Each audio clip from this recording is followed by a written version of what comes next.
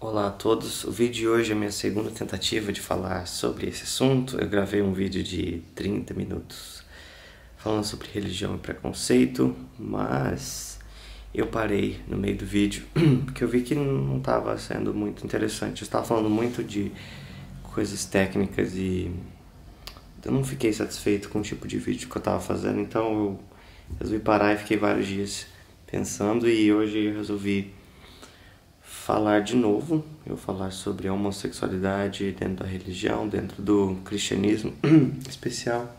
Vou tomar uma aguinha. E dessa vez eu quero falar mais do coração, que eu mudei um pouco o que eu ia falar, porque para mim muitas vezes um argumento lógico é o mais lógico, né? Mas tem concepções que nós temos e entendimentos, teologias que não são criadas a partir da lógica, elas são criadas a partir de sentimentos. Não estou diminuindo nada, na verdade, não é porque é criado por sentimento que é inválido. O que eu estou querendo dizer é que é o seguinte: se você chegou a uma conclusão a partir de sentimentos e experiências, não é provavelmente a lógica que vai tirar desses, que vai fazer você mudar de pensamento. Então, para ser bem claro sobre o que eu vou falar hoje, eu quero tentar te convencer hoje, você que acha que homossexualidade é pecado, que é errado, que é gay vai pro inferno. Eu quero tentar te convencer de que isso não faz sentido nenhum. Olhando assim, eu não vou tentar não usar muito lógica, argumentos filosóficos assim, técnicos, porque eu sei que isso não funciona. Porque eu sei que muita gente não chega a esses pensamentos a partir da lógica, elas não chegam, não é um raciocínio que elas desenvolvem na mente, algo racional que elas desenvolvem na mente e chegam a essa conclusão. É algo sentimental, que tem a ver com experiências, que tem a ver com, eu diria, preconceito, tá? Então eu vou tentar falar do coração, falar do meu coração e tentar falar com o seu coração sobre esse respeito, né? Especialmente para o cristianismo, porque eu vejo que é a religião que tem mais problemas com isso.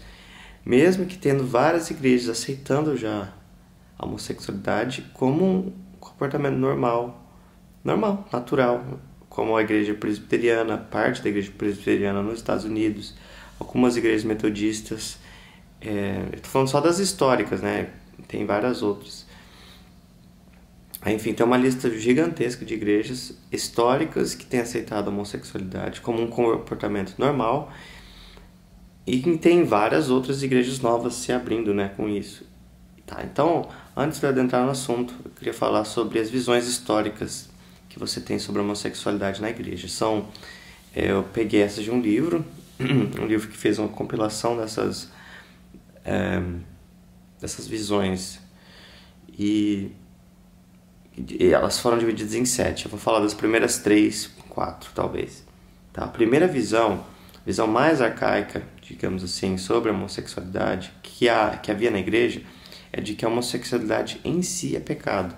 Então, o sentimento homossexual seria pecado de acordo com essa visão. Então, você vai ver nas igrejas que quase nenhuma igreja mais tem essa visão. Elas vão ter a visão número 2, que é a visão que diz assim: o sentimento homossexual em si não é pecado, é apenas uma tentação. Então, você é gay, tudo bem, só não vá agir como gay. Que esse é o pecado é o comportamento. Então, essa é a visão número 2 e a visão prevalente na maioria das igrejas cristãs, evangélicas, igreja católica, enfim. Depois nós temos a visão número 3, que é a visão de muita gente que está nessas igrejas tradicionais, que pensam na visão número 2, mas que entenderam que não é algo, que há um sofrimento muito grande em tentar proibir um homossexual de levar uma vida homossexual, de praticar a homossexualidade. Então, nessas igrejas tem pessoas que têm esse pensamento mais progressista, então elas adotam a visão número 3, que é o seguinte: elas entendem que o comportamento homossexual é pecado, mas que Deus abre essa concessão porque as pessoas estão nesse mundo pecaminoso, as pessoas estão feridas, estão doentes, e é preciso fazer algumas concessões. E como se justifica essas concessões? Da mesma maneira que se justifica o divórcio. Então, o divórcio na Bíblia é apenas uma alternativa. Você se divorcia apenas em caso de adultério. A Bíblia não provê sequer divórcio em caso de violência doméstica. Então, se um cônjuge está sendo espancado pelo seu esposo, pelo seu outro cônjuge, a Bíblia não provê divórcio nesse caso. A Bíblia provê divórcio apenas em caso de adultério. E mesmo em caso de adultério, a Bíblia fala para não se casar novamente. Então, é complicado isso, certo? Nossa, som de grama sendo cortada tá me atrapalhando. Mas vamos lá. Então, essa é uma das coisas que a Bíblia abre essa concessão. Outra coisa que a Bíblia abre concessão é a poligamia. Todo cristão vai concordar que a poligamia não é de Deus, que Deus criou Adão, e Eva, com forma uma família. Deus não criou Adão e Evas, ou Eva e Adãos. Deus criou com é isso que eles vão dizer. Mas no Antigo Testamento inteiro teve poligamia. Deus não falou nada sobre isso, né? Na Bíblia, na verdade. A Bíblia não falou nada sobre isso. E no Novo Testamento também havia pessoas que praticavam poligamia ainda. E nem Paulo, nem Pedro, nem João, nem ninguém falou nada, nem Jesus, contra a poligamia. E então os cristãos vão explicar isso como? Não, isso se chama doutrina da concessão. E foi porque Deus permitiu que houvesse poligamia por causa da cultura da época, para ajudar, enfim, para aliviar a cultura da época, porque, né, Deus é gracioso e tal. Então, seguindo essa lógica, diante do conhecimento que nós temos de psicologia, de ciência, sobre a homossexualidade, a gente vê que não é o que dá para mudar, tá? Vamos começar por aí. Quem é homossexual não pode mudar o sentimento. O comportamento, sim, eu concordo. É possível mudar o comportamento, é possível não praticar, é possível. Possível ser celibatário, é possível. No entanto, é lógico que você pode aplicar essa mesma doutrina de concessão para os homossexuais. E é possível, e como eu já vi, homossexuais que estão na igreja, casais, e que o pastor ou os líderes, mesmo tendo a visão número 2 ou visão número 3, eles falam, não, tudo bem, a gente sabe que você é dessa forma, que você não vai mudar, mas pelo menos continue vindo na igreja e viva com essa pessoa e seja feliz. Pronto. É simples, é muito simples. É muito simples. Eu acho que pelo menos as igrejas evangélicas, cristãs, católicas deveriam estar nesse número 3, que é essa visão que eles chamam do mal menor, sabe? Então, a homossexualidade é ruim? Não é o que eu acho, é o que as pessoas acham. Mas pelo menos aceita, porque é o mal menor, entendeu? Seria pior você reprimir essa pessoa e ela vai viver uma vida de promiscuidade. Então essa é a visão do mal menor, e a graça de Deus é suficiente para cobrir esse pecado dessa pessoa, porque todo mundo peca. Essa é a ideia. E depois as outras visões são cada vez mais inclusivas. Visão número 4 não tem nada de errado em ser gay. Até a visão número 7, que é a total inclusão. Ser gay é um presente de Deus. Enfim, como ser hétero também é. E eu sou da visão número 7. Eu acho que não tem nada, absolutamente nada, objetivamente falando, nada errado em ser gay. Nada. Eu não consigo ver nada, não consigo. É por isso que para mim é tão difícil entender quem ainda segura essas opiniões. E tá bom, a Bíblia fala contra, tem vários versículos, tem Levíticos. Não vamos falar de Levítico, porque Levítico é o mais controverso, né? Levítico 18. Depois tem Coríntios, tem Timóteo. Acho que tem 5 versículos na Bíblia que falam mais ou menos sobre a homossexualidade. Porque na Bíblia não há nenhum conceito, que é como nós definimos hoje, sobre homossexualidade. A Bíblia fala apenas de comportamentos homossexuais. Como, por exemplo, em Levíticos, né, fala: homem não deve se deitar com menino, não é homem com homem, né? Essas são traduções erradas. O homem não deve se deitar com menino. Provavelmente está falando de pedofilia. E mesmo assim, nesse contexto, a gente tem uma sociedade que é uma sociedade em guerra. Ela precisa se desenvolver, ela precisa de soldados, ela precisa se reproduzir. Homem com homem não reproduz. Então não vamos permitir isso. Então faz sentido nesse contexto. Então é uma mentalidade. Então tudo que Paulo escreve, tudo que é escrito no Antigo Testamento é dentro de um contexto.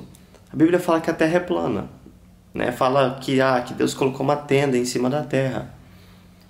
Contexto, é tudo contexto. Isso tem que ser levado a sério.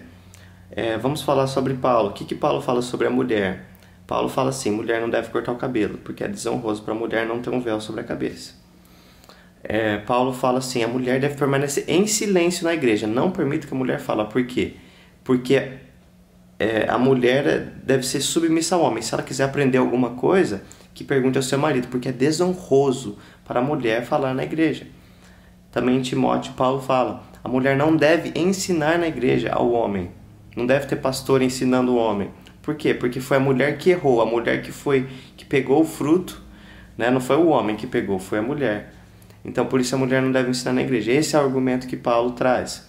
E você vê claramente que é um argumento machista. Paulo, machista. Na época era normal esse tipo de pensamento. A mulher era um cidadão, uma cidadã de segunda linha. Se você analisar ali no Antigo Testamento, você vai ver as propriedades que o homem tinha.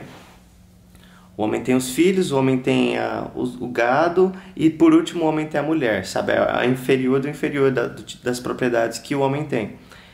E é claro que a gente não tem mais essa visão. Essa é uma visão da época, que as pessoas não tinham conhecimento melhor. E hoje nós temos esse conhecimento e conseguimos extrair verdades dentro desse contexto. A gente não pega o contexto e aplica da forma como ele foi aplicado na época, porque é uma época diferente, é um contexto, uma ideia diferente. E essa é a parte mais difícil, talvez, porque muitos cristãos vão dizer: não, a Bíblia é imutável, a Bíblia é a palavra de Deus e não pode ser mudada. Eu entendo que a Bíblia, posso concordar com você que a Bíblia pode ser a palavra de Deus, mas ela tem que ser contextualizada, porque todo mundo contextualiza. E a Bíblia foi escrita.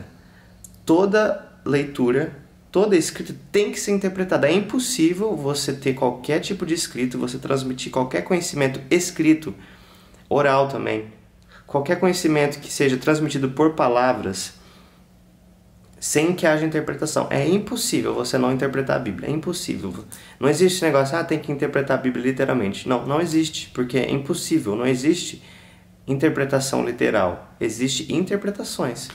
E ainda é mais difícil porque você tem um livro que foi escrito entre 5.000 a 2.000 anos atrás, em 3 línguas que nem se fala mais hoje em dia, né? O aramaico antigo, o hebraico antigo e o grego antigo.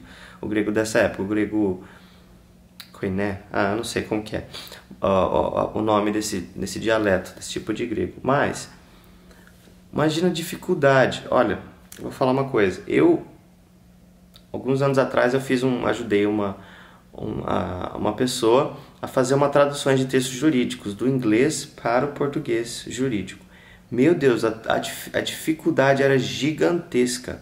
Por quê? Porque são termos que tem que ser transferidos de uma cultura para outra. Não dá para você jogar no Google Tradutor e achar que tá bom.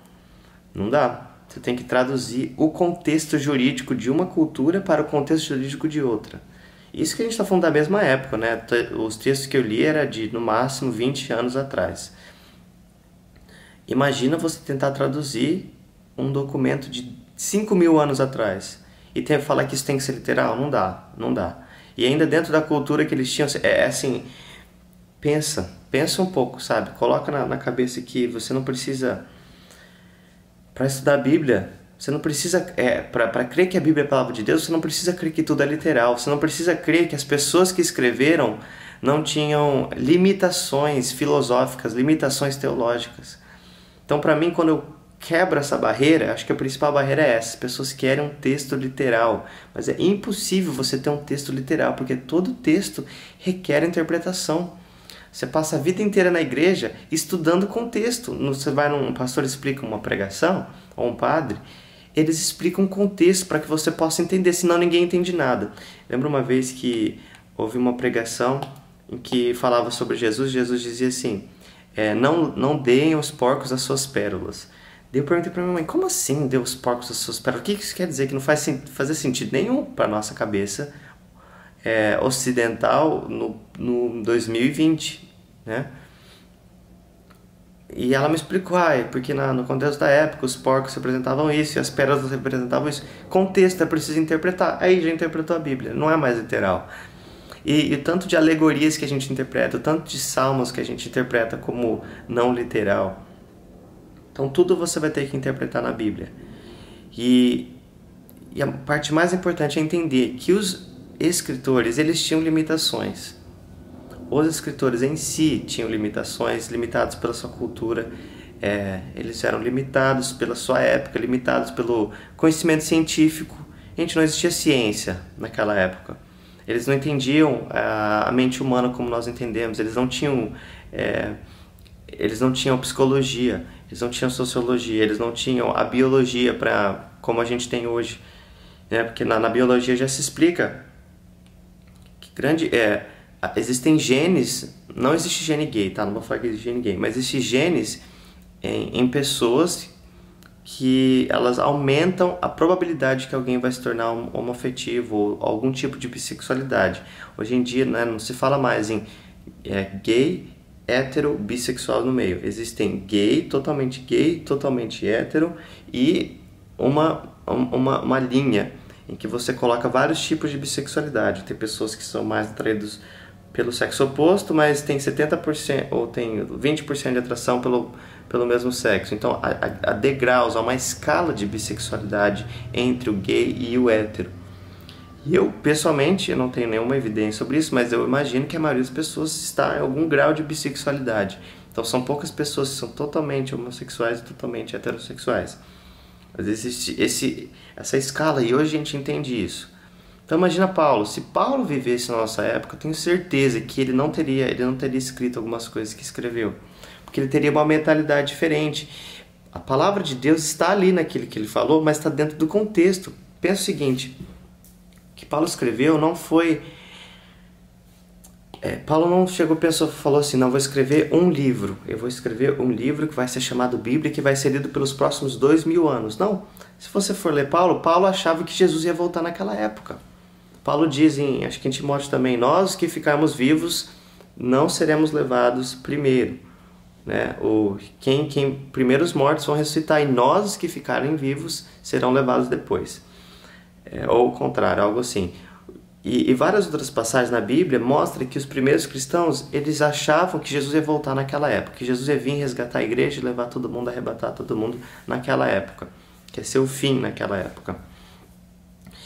E então, o que Paulo escreveu, eu acho que ele não tinha a mínima ideia de que isso ia continuar sendo lido por 2000 anos. Paulo muitas vezes reclama que as pessoas não levavam ele a sério. E em Coríntios, ele reclama muito com os coríntios sobre isso.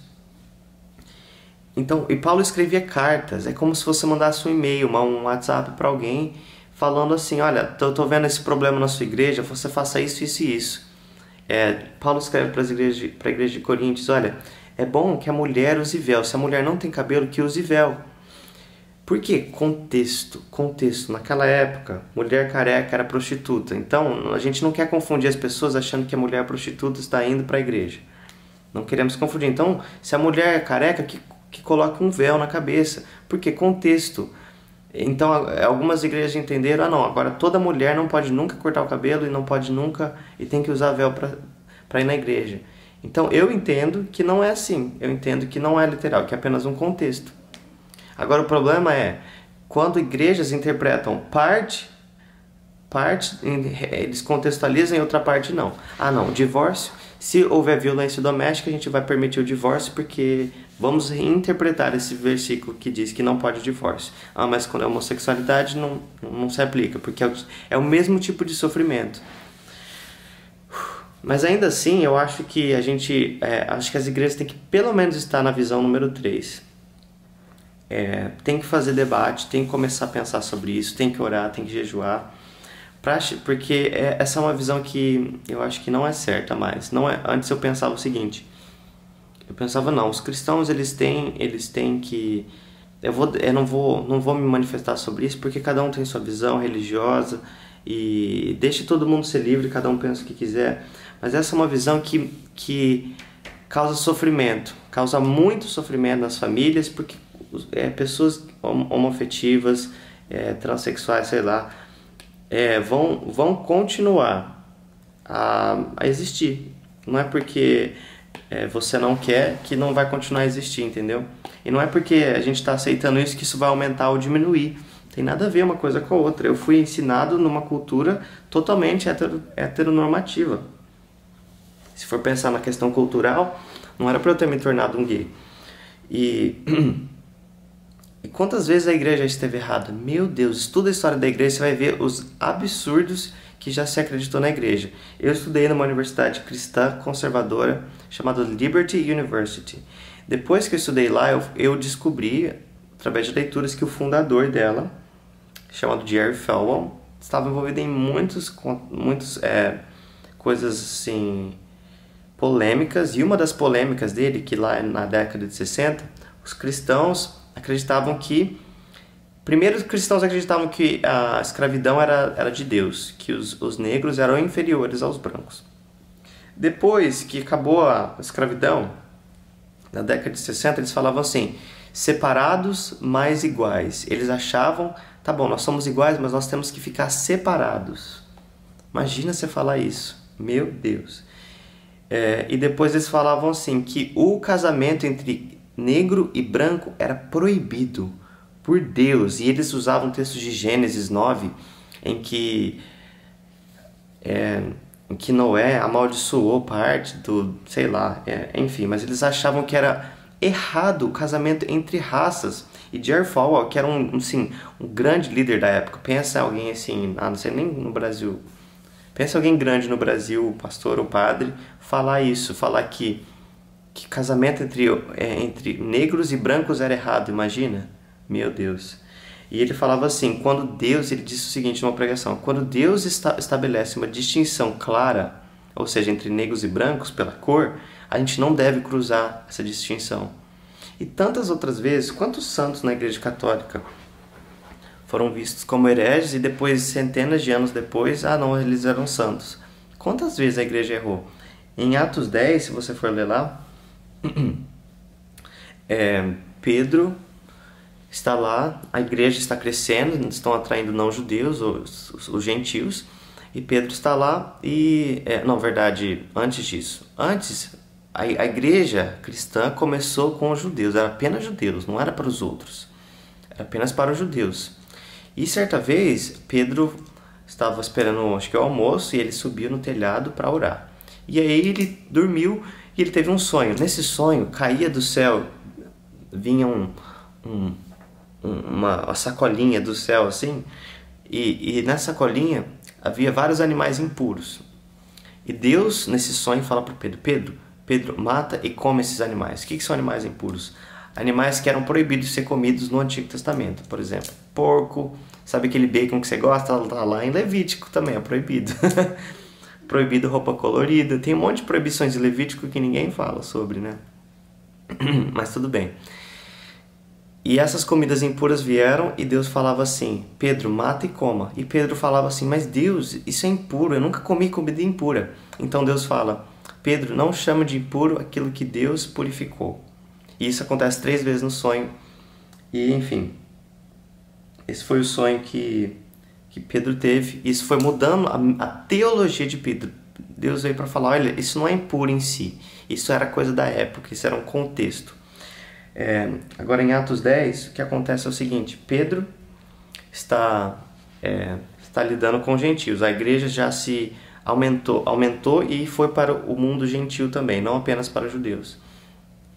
Então Pedro está lá lidando com os judeus, só que com os gentios, e de repente chegam os judeus e eles começam a falar assim, olha, tudo bem, pode ter gentios aqui com a gente, mas eles vão ter que se circuncidar também, para eles serem cristãos, eles têm que se circuncidar. E aí Pedro fala, não, beleza, vamos circuncidar os não gentios. E aí, eu não sei se estou lembrando a história direito, mas lê lá em Atos 10, fala sobre essa história. E aí Paulo chega nessa história, e acho que eu estou confundindo, tá, mas tem 2 histórias aí. Uma história em que Pedro está sendo hipócrita porque ele está tratando os judeus de forma melhor, e Paulo chega nessa história e repreende Pedro na cara, fala, Pedro, você está errado. Para mostrar que Pedro errou, Pedro errava também, Paulo errava também. E é nessa ocasião dos gentios, também, em que eles queriam que eles se circuncidassem.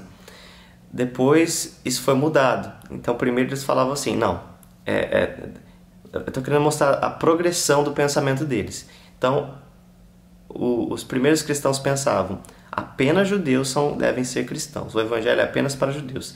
Depois eles mudaram essa convicção, não, o evangelho é também para os não judeus, para os gentios.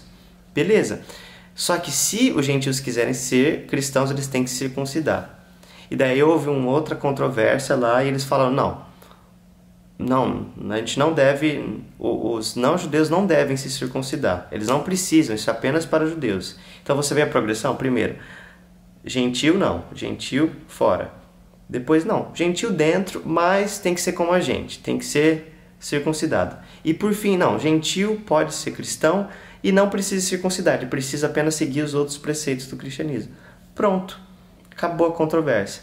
E não é a mesma coisa, mesmíssima coisa com a homossexualidade. Não, homossexuais não fora, a visão número 1. Lembra da visão número 1? Homossexuais não, você não pode ter essa visão, você não pode ter esse sentimento para ser cristão, tá? Depois, tá bom, você pode até ser homossexual, só que você tem que agir como nós, você tem que se circuncidar, você tem que ser como hétero. É a mesma coisa. E aí, finalmente, a gente está migrando para uma nova visão que você pode ser homossexual da forma como você é, você tem que seguir a Jesus. Esse negócio aí de que você tem que ser como a gente, tem que ser hétero, não tá certo. E é assim que está caminhando a igreja. Eu vejo a mesma coisa. E já está na hora de fazer essa mudança, porque os frutos dessa teologia, que é uma teologia diabólica, uma teologia má, que divide famílias. O que divide famílias não é a homossexualidade, é o preconceito. Sabe? Eu vi isso na minha própria vida. Quantas vezes eu fui chamado de sujo? Isso é nojento, isso é isso. Gente, não tem lógica nenhuma. Pensa de forma objetiva. Não tem lógica para achar que homossexualidade é sujo. É normal como você ter... eu tenho preferência, eu prefiro loiras. Eu prefiro morenas. É isso, pronto. É uma preferência. Todo o resto, a logística disso, um pouquinho diferente, pronto, só isso.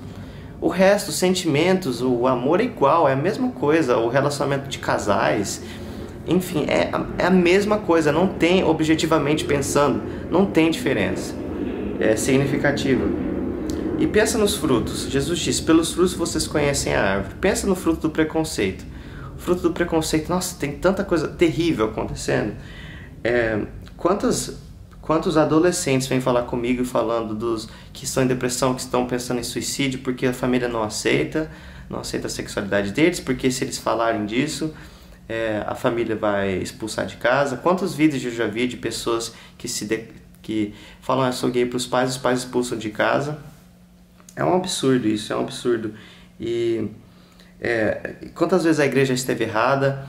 Inquisição, ninguém fala no meio evangélico da Inquisição de Calvino, né? Calvino, que foi o fundador da igreja presbiteriana. Por que ninguém fala da Inquisição de Calvino? Parece que as pessoas ignoram essas partes da história da igreja.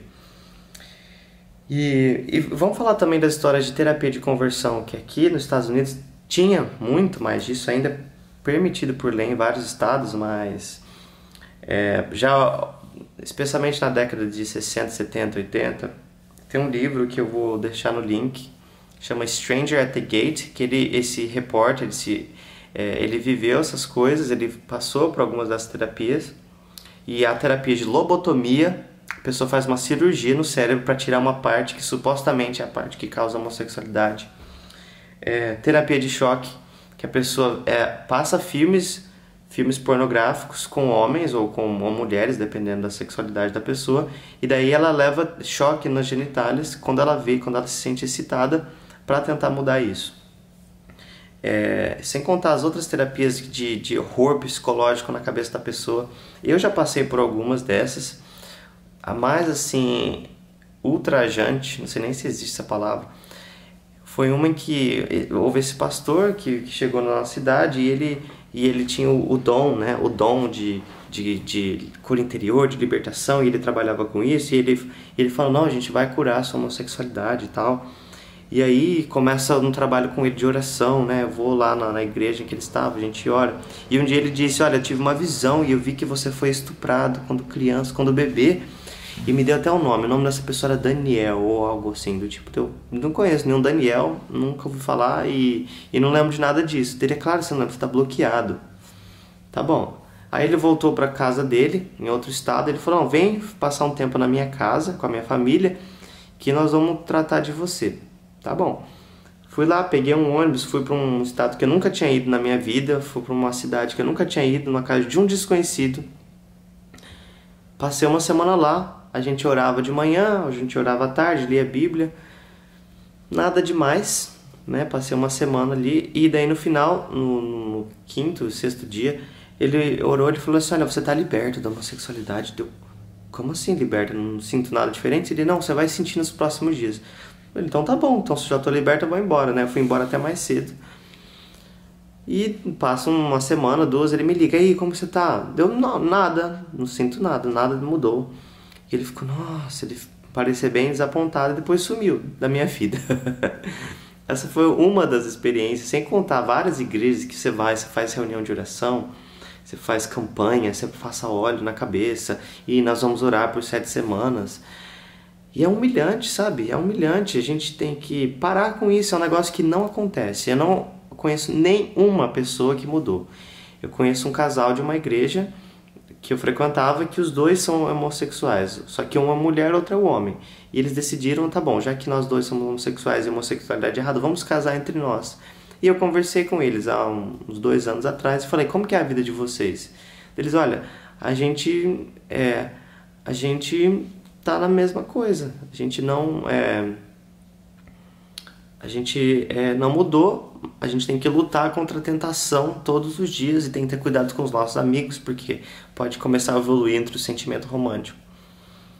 Isso depois de anos, eles estão há anos casados. Eles contaram que para ter a primeira relação sexual demorou 1 ano. 1 ano para conseguir ter uma relação sexual. Então, gente, os frutos estão aí. Esses são os frutos de uma vida de humilhação para as pessoas como eu. É uma vida de humilhação. E o que acontece? A maioria das pessoas ou se submete a essas coisas horríveis, ou também eu já fui em outra, na Jocum. Não sei se vocês conhecem a Jocum, é uma agência missionária, mas eles têm uma parte em Curitiba que trata da alma. Cura da alma e tal. E eu fui lá, fiquei 2 semanas ouvindo um monte de coisa que eu já sabia. Ou melhor, que eu já tinha ouvido, né? E depois teve uma reunião que você tá lá com uma pessoa desconhecida que você nunca viu na vida, que vai ser o seu conselheiro, e mais outras 2, 3 pessoas para orarem por você, são os intercessores. Então tava ali eu com mais 3, 4 pessoas numa sala, e eles começam a falar, e eu começo a contar dos meus pecados, e falo tudo, e tem que ser ali totalmente vulnerável com pessoas que eu nunca vi na vida. E aí você chora, e aí, o que é? Eles vão encontrar culpados. Não, por que você é homossexual? E todo mundo eles falam, não, você teve ausência paterna, é porque o seu pai não estava presente na sua vida que você se tornou isso. E aí começa por culpa, gente, por culpa nos pais. O que os pais têm a ver, sabe? E que adianta, ainda que seja o pai, ainda que seja a mãe, ainda que seja um trauma, ainda que seja um estupro, cada um vai colocar uma desculpa, né? Porque você, a partir do momento que você entende que homossexualidade não é natural, você vai encontrar uma causa. É impossível você não encontrar. Você vai justificar a sua conclusão. Se você já chega com uma conclusão, é claro que você vai conseguir achar uma justificativa. Então fica culpando o pai, aí vem outro e culpa a mãe, aí vem outro e culpa o estupro que ele inventou da cabeça dele. Isso tem que parar. A gente já está em 2020. Ninguém mais pode dizer que não tive acesso a essa informação. Tá aí na internet. Toda essa informação tem livros e livros e livros, estudos sobre religião, sobre teologias inclusivas. Você não precisa parar de ser cristão para você aceitar que a homossexualidade em si é algo normal, é algo tão normal quanto ser hétero, Sabe, é isso que eu tô querendo dizer. Não tem nenhuma justificativa objetiva para dizer que homossexualidade é ruim para a sociedade. Não há nenhuma evidência de que homossexualidade é ruim para a sociedade. Talvez você pode pensar, mas numa sociedade como Israel, por exemplo, que você precisa de soldados, que você precisa reproduzir, a homossexualidade é ruim, porque você deixa de reproduzir pessoas, né? Nesse caso, sim. E quem disse que... E tem gente que vem argumentar, uma colega uma vez argumentou comigo, ah não, mas Deus é a favor da família. Mas quem disse que um casal homossexual não pode fazer família? Ou melhor, nem chega em casal. Uma avó e uma neta, por que não pode fazer família? Uma tia e um sobrinho, por que não pode ser família? Ou uma mãe solteira e as filhas, por que não pode fazer família? Você pode achar que não é o ideal, que é melhor, sempre melhor ter duas pessoas, eu imagino, né, para cuidar de crianças. Mas você tem família aí também, e o mundo não é perfeito, o mundo não é ideal. O que é ideal, na verdade? Porque a gente está em constante evolução, a gente está sempre evoluindo. Se a sociedade muda, ou se as circunstâncias da Terra mudarem, a gente se adapta. E aí se torna um novo ideal, mas não é que não existe ideal. Existe apenas a adaptação a diferentes formas de se enxergar a vida, ou de se viver a vida. E é isso que se você colocar a sua cabeça para pensar, eu acho que você vai chegar à mesma conclusão que eu. A diferença é a parte do coração. É difícil aceitar que você estava errado e que você aprendeu algo errado. Mas isso precisa ser falado porque isso tem produzido morte, literalmente morte. O número de homossexuais, adolescentes, que suicidam, se ele for homossexual, é 4 vezes maior. A chance de ocorrer suicídio entre pessoas homoafetivas é 4 vezes maior do que de pessoas heterossexuais. Isso tem a ver com preconceito, porque não tem nada mais. Se você for pegar todos esses suicídios e você for ver a questão familiar dessa pessoa religiosa, a família era religiosa, é porque a família era religiosa. Pega uma família que é secular ou que é apenas espiritual, que não tem uma religião fixa, vai ver se a pessoa tem problema. Se tem um homossexual lá e se o homossexual tem problema com a sua sexualidade. Não tem, porque isso tem a ver com a religião, e está muito claro isso. E esses são os frutos. Não foi Jesus que disse, pelos frutos você conhece a árvore? E não dá pra gente pensar mais dessa forma. É 2020, a gente tem bomba atômica, a gente conhece tanto sobre o universo, sobre a mente humana. A gente não pode mais continuar com esse tipo de discussão. Tem discussões muito mais importantes agora. A gente vive num mundo que, estava vendo ontem, o tanto desperdício que os mercados têm. Meu Deus, o tanto de coisa que eles jogam fora. É algo absurdo, e aí você tem gente morrendo de fome. Como é possível a gente ter um mundo desse? E ainda a igreja, que deveria ser os braços, os olhos de Jesus Cristo, tá se preocupando com a homossexualidade, que não faz mal para ninguém, que não... Eu não entendo, a gente tem que mudar as prioridades, sabe? Mudar, a gente tem que pensar, olha, como que a gente resolve então a questão da fome? Como que a gente resolve a questão das pessoas que vão ficar sem casa agora nessa pandemia? Isso que é seguir Jesus, é isso que Jesus fazia. Jesus saía por aí falando, oh, você está errado, você está errado, você está errado, você está errado. Sabe, Jesus saía por aí ajudando. Ah, mas Jesus diz, vai em paz e não peques mais. O que é o pecado? O pecado é aquilo que destrói o ser humano. E o que há de destrutivo em você amar uma pessoa do mesmo sexo? O que há de destrutivo nisso? Eu queria falar mais do meu coração também, falar sobre as experiências que eu tive, mas acho que eu vou deixar para outra oportunidade. Mas eu vou dizer sobre uma coisa que aconteceu comigo quando eu tinha uns 24, 25 anos. Foi a primeira vez que eu assisti um filme com outro rapaz, a gente estava ali num encontro. Foi a primeira vez. O que aconteceu? A gente foi assistir um filme, eu gostava dele, e assim, um filme em casa, né? E a gente sentou no sofá, eu reclinei a cabeça assim, no ombro dele, e a gente ficou ali assistindo um filme. Eu não lembro nem que filme que era, não ligo pro filme, eu sei que foi assim, uma das experiências mais surreais que eu já passei na minha vida. Foi algo assim, muito bom, cheguei até a sentir falta de ar.